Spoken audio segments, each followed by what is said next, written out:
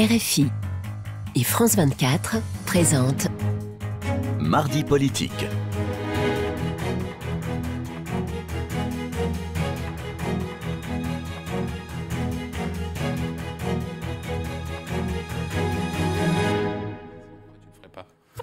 Retour dans Mardi politique avec Frédéric Rivière qui veut absolument qu'on parle de foot. Je ne vois pas pourquoi on ne demanderait pas oui, c'est vrai. ce qu'elle a pensé du match, non, alors qu'on l'a demandé à Marie-Noëlle Lienemann. Alors voilà, nous allons demander au nom de donc... l'équité, on doit vous demander ce que vous avez pensé de ce match, mais vous ne l'avez peut-être pas vu. Bah, attendez, on va peut-être te présenter qui est notre invité. Oui, je vais trop Il a vite en tellement envie de besogne. parler de foot. Donc Fabienne Keller, donc vous êtes sénatrice du Bas-Rhin et cofondatrice du parti Agir, la droite constructive. Allez-y, Frédéric. Non, ben voilà, France-Danemark, 0-0. Je ne sais pas si vous avez pu en voir quelques images. Alors, j'ai vu quelques images. Tout le monde est passionné dans le monde politique. Hein. Absolument, j'ai vu quelques images parce que j'avais un collègue devant moi qui regardait quelques secondes avant d'éteindre son ordinateur. Oui, parce que je pense qu'il craignait la caméra qui passerait, montrant qu'il regardait le match de foot, puisque nous étions en séance. Mais je trouve que c'est des moments formidables parce que tout le monde a quelque chose en commun. C'est le fait qu'on attend les résultats de l'équipe de France. Alors, je crois que ce match a été un petit peu décevant. Je ne suis pas grande spécialiste. Mais nous sommes sélectionnés pour le huitième tour de la Coupe du Monde. C'est génial. Voilà, l'aventure continue, c'est l'essentiel. Voilà, ça c'est fait, Roselyne. C'est fait, voilà, ça c'est fait. Alors, deuxième question, Emmanuel Macron, chanoine de Latran, donc même question également qu'à Marie-Noëlle Lienemann.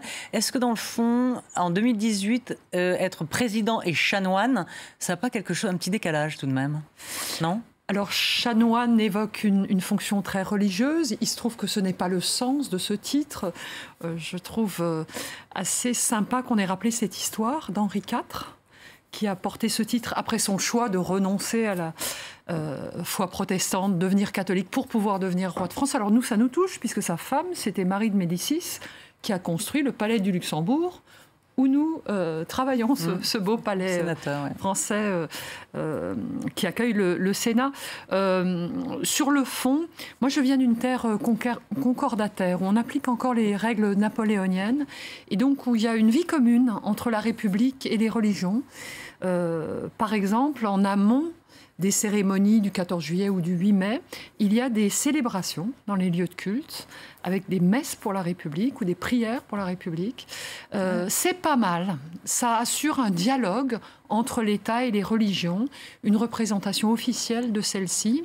Aux religions concordataires ont été évidemment associées. Ça a été élargi au culte musulman, aux bouddhistes, etc. Donc les religieux devraient participer au débat de société. Alors, beaucoup plus en France. Chacun doit garder sa place, mais effectivement, ils sont dans la société. Ils ne sont pas dans les instances. Mais au nom de la laïcité. Moi, je ne suis pas partisane d'une laïcité qui sépare. Mais ils plutôt sont associés, par exemple, sur la réflexion bioéthique, les dignitaires religieux sont et c'est une bonne chose. Et c'est une très bonne chose. Nous avons l'habitude, à Strasbourg, en Alsace, de dialogue interreligieux. Quand il y a un événement grave, des attentats d'extrémistes musulmans, nous dialoguons et ensemble, les différentes religions affirme qu'il ne faut pas confondre culte musulman et extrémiste. Enfin, il y a une association de la religion à certains moments, aux grands moments politiques et républicains. Moi, je trouve que c'est plutôt une source de connaissance mutuelle et de respect. Qu'est-ce que vous croyez que le président de la République attendait de cette rencontre avec le pape? Est-ce que pour lui, il y a une volonté de faire un nouveau petit clin d'œil après le discours au Collège des Bernardins, un petit clin d'œil à la... Je ne sais pas si on peut parler de communauté, mais enfin, l'expression est employée pour d'autres religions, donc pourquoi pas la communauté catholique de France? Alors oui, très clairement, en allant parler aux évêques de France au Collège des Bernardins, il a voulu faire un geste, montrer sa sensibilité. Cette foi, peut-être rappeler aussi sa foi qu'il a choisie quand il avait 12 ans. Alors avec Mais il se dit agnostique, attention. Oui, dans sa fonction aussi. Foi, oui. Il a porté dans son histoire personnelle à un moment donné ce souhait d'un choix de la foi catholique. Aujourd'hui, ça affirme effectivement agnostique. Dans sa fonction, ça me semble aussi quelque chose d'assez Il est plutôt spiritualiste, on va dire. Voilà, l'idée de transcendance, l'idée du dépassement de soi. Il parle souvent d'héroïsme, etc. Donc plutôt un côté spirituel plutôt que religieux. Oui, je pense qui peut être lié à la politique. Cette spiritualité est importante importante dans son cheminement personnel. Ça l'a conduit probablement de la religion à la philosophie, puis au dépassement de soi. Et puis, bon, moi je dois dire, alors ça c'est peut-être une interprétation personnelle, ce pape est quand même formidable, ce pape François, argentin, qui prend des positions sur l'environnement. J'ai compris qu'ils ont parlé d'avenir de l'Europe, de crise migratoire. C'est un pape engagé dans un certain nombre de sujets de société. C'est un des grands leaders du monde. Hein. Et le pape a dit à Emmanuel Macron, voilà, le rôle d'un président, le rôle des gouvernants, c'est de protéger les pauvres. Vous pensez qu'il a reçu le message ? Alors c'est ce que le pape dit chaque fois qu'il prend la parole. Oui, mais à il Noël, l'a dit à Emmanuel Macron. Donc il l'a dit à Emmanuel Macron. Moi, j'ai pas vu le texte de leurs échanges. Cette phrase en elle-même est déjà pleine de sens. Au fond, la question, je peux vous la poser autrement. Est-ce que vous pensez que Emmanuel Macron protège bien les pauvres ? Je pense qu'il y a un sujet autour des personnes modestes et fragiles. C'est vrai qu'il a eu, il y a 1 an maintenant, une parole terrible, enfin qui moi m'a beaucoup blessée, les gens qui ne sont rien. C'est vrai que depuis le début de l'année, des personnes aux revenus assez modestes, qui ont été touchées par la CSG, mais aussi par l'augmentation de la fiscalité sur l'essence, mais aussi par d'autres augmentations comme les mutuelles, se sentent un peu abandonnées. Les propos, donc il y a cette question tout à l'heure sur le pognon dingue que coûtent les aides sociales, et parallèlement on achète 500 000 € de vaisselle à l'Élysée, on veut une piscine au fort de Brégançon. Non mais, enfin, est-ce que moi, je me méfie le président des riches, loin des pauvres, est-ce que finalement, il n'entretient pas quand même cette image, Emmanuel Macron ? Alors, je me méfie un peu de ce populisme qui tend à comparer des choses qui sont dans d'autres univers. Il y a quand même cette question aux gens, d'attention aux gens qui n'ont pas eu de chance dans leur vie. Et c'est la noblesse de la République de les épauler, de les accompagner, de les aider un peu plus que les autres. Et ça, je pense que, parce que c'est un homme extrêmement intelligent, qu'il a pris conscience de cette fragilité, donc il n'y a plus d'erreur sur ce plan. Est-ce que le pape a dit ce qu'il dit toujours, attention, c'est votre mission de chef d'État d'accompagner les plus pauvres, comme il le dit chaque fois qu'il prend la parole publiquement, ou est-ce que c'était spécialement destiné à Emmanuel Macron ? Je pense que c'est une interprétation peut-être très franco-française. Il n'y avait pas d'interprétation de ma part, il y avait une question, c'est tout. Vous trouvez que c'est un bon président, Fabienne Keller et Emmanuel Macron ? C'est un président qui réforme. C'est un président qui a donné de la hauteur à la fonction présidentielle, qui a recréé la solennité, la dimension symbolique de la fonction. Certains critiquent cette on va dire, verticalité. Marie-Noëlle Lienemann disait un instant, là, il a disjoncté.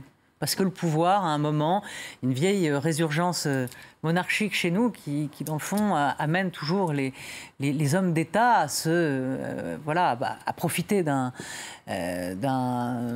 train de vie, on va dire.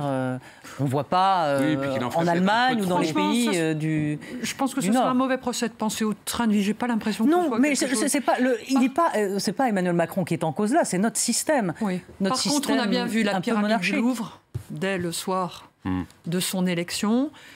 Les symboles. Alors ça, c'était très mitterrandien, donc c'est plus le côté spiritualiste. Mais on voit aussi qu'il a tiré les leçons du président normal, qu'il a quand même accompagné au quotidien à l'Élysée. Il a souhaité redonner de la hauteur à cette fonction. Et franchement, le président de la République doit avoir une dimension symbolique, diplomatique. Je dois dire qu'il assure cette fonction avec force et engagement au niveau européen. Par contre, il y a 2 sujets. Un d'entre nous venons de l'évoquer, c'est les gens fragiles qui se sentent abandonnés. Puis l'autre sujet, c'est faire confiance aux acteurs, en particulier des territoires. Moi, je suis sénatrice comme Marie-Noëlle Lienemann. On a vraiment le sentiment qu'à travers les différents textes, à travers même les décisions qui sont prises, il n'y a pas de confiance aux acteurs de terrain. Or, pour que la France puisse à nouveau créer de l'emploi, porter des projets, être aux côtés des plus fragiles, il faut que chaque acteur se sente libre d'agir. Donc une France trop centralisée. Voilà, un contrôle qui est repris au niveau central. Et je pense que là, c'est plutôt son parcours personnel qui pourrait l'expliquer. Mais à nouveau, je crois que c'est un homme, il est très fort, donc il va prendre conscience de cette puissance que peut lui apporter l'action de terrain. Mais c'est vrai que le plafonnement, le contrôle des dépenses de fonctionnement, collectivités, un certain nombre de paroles qui a été très maladroite à l'égard de celle-ci. C'est assez démobilisateur pour les acteurs de terrain. Avant de parler peut-être de l'Europe et des migrants, enfin et de la crise européenne autour de cette question, un mot sur cette arrestation dans le milieu de l'extrême droite française. Une dizaine de membres ont été arrêtés. Ils envisageaient de commettre des attentats contre des musulmans. Y a-t-il selon vous aujourd'hui une vraie menace de l'extrême droite en France, ou est-ce que on parle d'un épiphénomène? Alors, je pense qu'il y a une libération de la parole extrémiste depuis quelques années, notamment nourrie par les réseaux sociaux, par ces mécanismes aussi qui font qu'on parle entre soi plus qu'on ne se parle entre personnes qui ont des avis différents, et qui peut conduire à une forme de modération, parce qu'on écoute l'autre, on respecte sa parole, donc ça atténue votre propre posture. Et donc il y a le rejet de l'autre, comme jamais jusque-là, jusqu'à effectivement des groupuscules extrémistes. On a aussi, nous, à Strasbourg, comme dans d'autres villes, ces bars identitaires qui apparaissent, qui sont effrayants. Hein. C'est-à-dire, en l'occurrence, de quoi s'agit-il? C'est un bar où se retrouvent des gens d'extrême droite et qui régulièrement se mobilisent pour certaines causes toutes d'extrême droite, qui se font connaître, qui défendent leurs idées et provoquent. Et provoquent des réactions en retour, qui du coup les font exister. On est non plus dans le dialogue démocratique, dans l'échange, on est dans la violence réciproque, et donc beaucoup d'interventions policières qui sont très effrayantes. Quand on voit ce qui se passe que ce soit en Italie, avec le nouveau gouvernement, ou aux États-Unis avec Donald Trump, qui, on l'a vu, avait terriblement choqué sur le traitement des migrants, même s'il a reculé dans le fond. Est-ce qu'il n'a pas en partie aidé à décomplexer une partie des Européens qui considèrent que le consensus, la négociation, le compromis, ça n'a jamais marché, et que de renverser la table, in fine, c'est la meilleure solution? Oui, vous avez raison. Aux côtés des systèmes de réseaux sociaux, l'effet Trump, l'exemple de Trump peut pousser les gens à une forme de dureté, de violence et surtout de rejet de l'autre. C'est quand même incroyable. Les Mexicains sont très nombreux depuis des siècles à travailler aux États-Unis. Alors il y a toujours eu un débat autour de cette immigration, mais elle est présente. On parle espagnol à Los Angeles ou à San Diego. Donc séparer des familles, c'est absolument effrayant. Et moi, quand j'ai vu les 3 épouses d'anciens présidents, Michelle Obama, les femmes ont fait bouger Madame Bush et Madame Trump, toutes les 3, chacune avec leurs mots, dire que c'était inadmissible. Moi, j'ai immédiatement retweeté les unes et les autres. Il y a eu, heureusement, une expression au plus haut niveau pour le faire changer d'avis. Moi, je fais un rêve, c'est qu'il change d'avis de la même manière sur le changement climatique. Mais en tout cas, c'est venu en atténuation pour la première fois. Est-ce que c'est le début quand même d'une posture moins brutale, je l'espère. Pour évoquer cette question des tensions liées aux migrations en Europe, il y a eu il y a quelques jours l'affaire de l'Aquarius. Un autre bateau, là, finalement, va pouvoir aller au port de Malte. Mais enfin, il y a eu de très fortes tensions, des échanges de mots pas très aimables, notamment du ministre de l'Intérieur italien, mais qui critique beaucoup la France en disant « vous nous donnez des leçons, mais que faites-vous » Est-ce que dans cette affaire, la France est à la hauteur de son rôle ou à la hauteur de son rang? Alors, les propos échangés étaient très violents, ce qui est pas très acceptable entre 2 grands États membres européens, d'ailleurs fondateurs tous les deux de l'Union européenne. Alors, moi je suis très engagée pour l'Europe. Je pense que c'est la bonne échelle pour gérer un certain nombre de défis, en particulier les questions de migration. Et puis on a pris une décision importante, c'est d'avoir une frontière commune. Ce qui est incroyable, c'est cette situation d'entre-deux dans laquelle nous sommes aujourd'hui. Puisque par exemple, la gestion des dossiers de demande d'asile n'est pas la même suivant les États membres. Donc créer une entité européenne où une cohérence des règles nationales est indispensable. Les États membres peuvent à certains moments faire l'objet d'une pression migratoire très forte. Il faut que l'Europe, à ce moment-là, aide ce pays. Parce que la frontière Schengen a la force du maillon le plus faible. C'est comme une chaîne physique. Donc, c'est la question du renforcement des gardes-côtes, des gardes-frontières, où certes Frontex a beaucoup progressé au cours des 3 dernières années depuis la crise migratoire allemande, mais il faut qu'elle décuple. L'ordre de grandeur, c'est qu'elle décuple. Au-delà des grands principes, est-ce que la France a fait ce qu'elle aurait dû faire ou ce qu'elle devrait faire? Clairement, dans les derniers mouvements migratoires en Allemagne, en Grèce et en Italie, la France n'a pas pris sa part. D'ailleurs, elle n'a pas respecté ses engagements dans la répartition qui avait été faite en 2015. Alors que l'Italie a encore 700 000 personnes sur son territoire qu'elle gère, et donc les enfants dans les écoles, les populations à loger, etc. Même si elle est financée pour cela par l'Union européenne, c'est quand même une question d'acceptation sociale. Non, on voit qu'on est dans un non-dialogue, une non-prise en compte. Pour chapitrer ou sermonner les Italiens. Nous ne sommes pas parfaits, loin de là. Nous avons des procédures, un certain nombre de dispositifs d'accueil. Nous avons aussi cette question, ce non-dit sur les personnes auxquelles le droit d'asile n'est pas reconnu, mais qui ne sont pas reconduites vers leur pays d'origine, soit parce qu'il n'y a pas d'accord, soit parce qu'elles disparaissent. Toutes ces questions doivent être mises sur la table. Et pour ma part, je pense que c'est une bonne chose, d'une certaine manière, que nous en parlions, qu'il y ait une crise, parce que l'Europe, elle progresse toujours face à une contrainte, face à une crise forte. Il faut néanmoins que, par exemple, les pays qui aujourd'hui sont hors du dialogue, les pays du groupe de Visegrad, Hongrie, Pologne, République tchèque, Autriche, participent au dialogue avec les autres États membres pour construire une solution.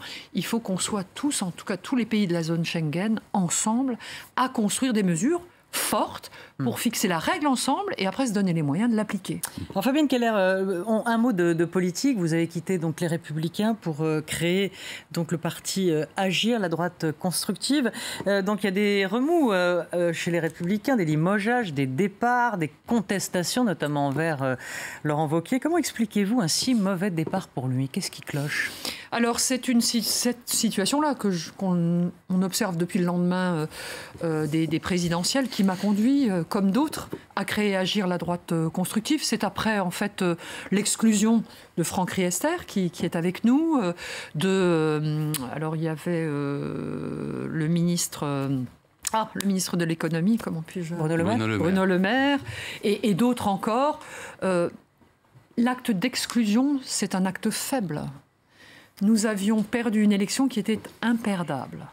Nous n'avons pas été collectivement en capacité... Pourquoi elle était imperdable? On avait décidé que les médias, que ce serait la droite qui gagnerait.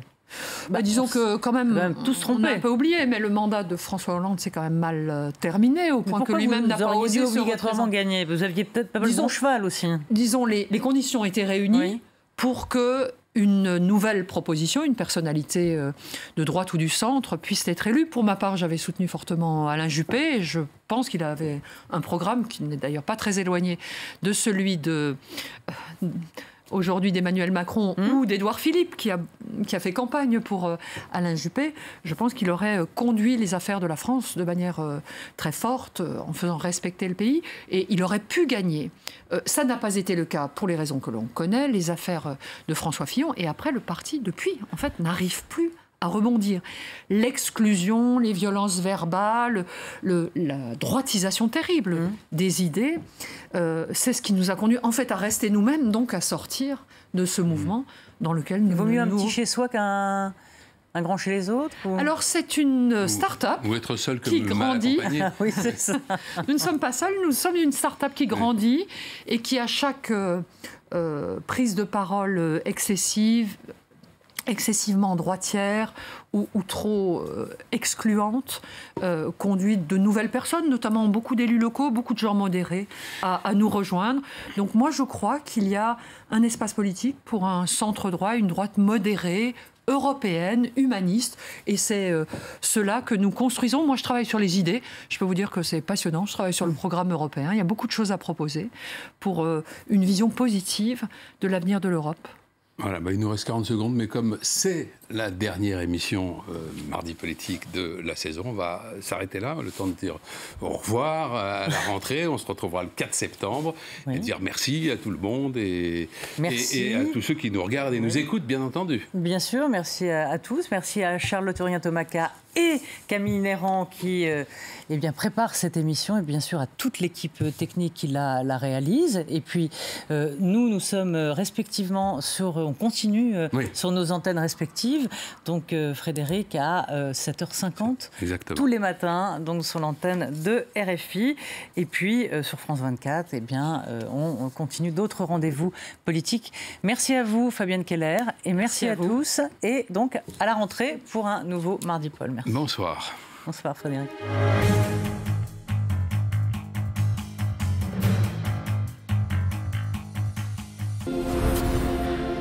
Un petit village de pêcheurs devenu en 50 ans la Silicon Valley chinoise.